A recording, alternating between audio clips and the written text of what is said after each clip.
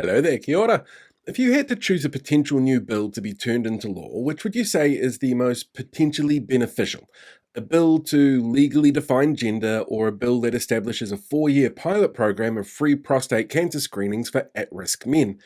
One of these bills is a dog whistle to the worst people on the internet, who demand that you need to conform to their ideological views of what normal is within a society they're scared, and I'm kind of hopeful that they will no longer have control over if the government changes, or if, people treated each other with basic respect. The other is a health initiative, which could potentially save the lives of up to 700 men every year. Well, the decision from New Zealand First on the topic was that the most important one to consider making a law was the one about gender identity. Here, let me explain.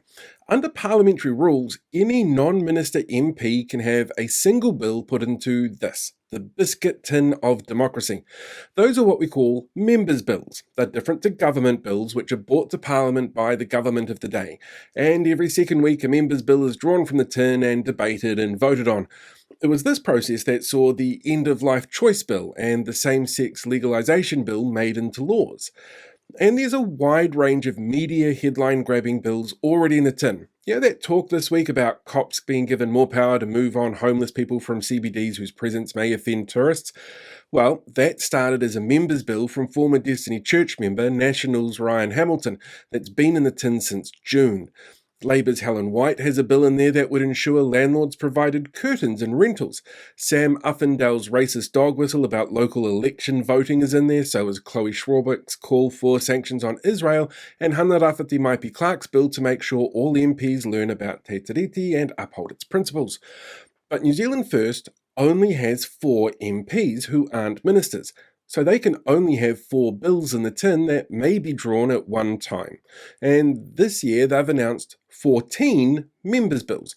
Almost all of them are culture war talking points being pushed by hard-right influencers and the New Selwyn District Council, which means that they have to choose which 4 are in the tin at any one time, and this year they've had to remove 10 of them. Some of the ones that they've removed include a bill on physical IDs, because digital IDs will melt your brain and track you more effectively than the literal computer tracking device that we all have in our pockets. There's the Protection of Free Speech Bill, which was meant to stop venues from declining the shittiest people with the most dangerous takes from having events in those venues if the venue owners held a differing view on their beliefs and opinions. There was the bill to allow government buildings to only display the New Zealand flag. There'd be no woke flags, and definitely not the Tino Rangatira flag, which would be bad because of how much it would hurt the feelings of the racists who call New Zealand First home now. There's the bill to end woke DEI from public service, and the bill to force businesses to accept cash for transactions under $500. Not that that's being all nanny state and telling businesses how to do their, business. There was the bill to demand all councils have to hold a referendum before listening to scientists and experts on adding fluoride to water supplies. There's been bills about official language and the official name of the country. And last year there was that ridiculous bathroom bill, forcing people to use the bathroom of the sex that they were assigned at birth. And to get in the bill on banning fireworks, because, Facebook comment section said that's what's needed right now, New Zealand First took out the bill on gender definitions, which upset those people who think their God should dictate how you live and that chemtrails are a real thing that Jacinda should be blamed for. So to get that back in the ballot, New Zealand First decided to remove that bill that would set up a pilot scheme on prostate cancer testing that had the potential to save 700 lives a year. In a roundabout way, the voices of the worst people on the internet, their culture war shtick, and the MPs who kowtow to them could lead to more people dying of something that can be far more effectively managed if caught early. Because a member's bill in a ballot may not get drawn, but a member's bill not in the ballot will never be drawn.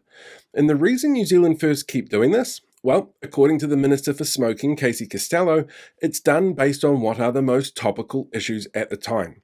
So they do it to get media attention, which makes their new voter base happy because they're not aware of the process and seem to lack the critical understanding skills to realise it's all a scam, and New Zealand First get to sit back and look like they're pandering to the people who will vote for them no matter what and get the media coverage for free on top of it.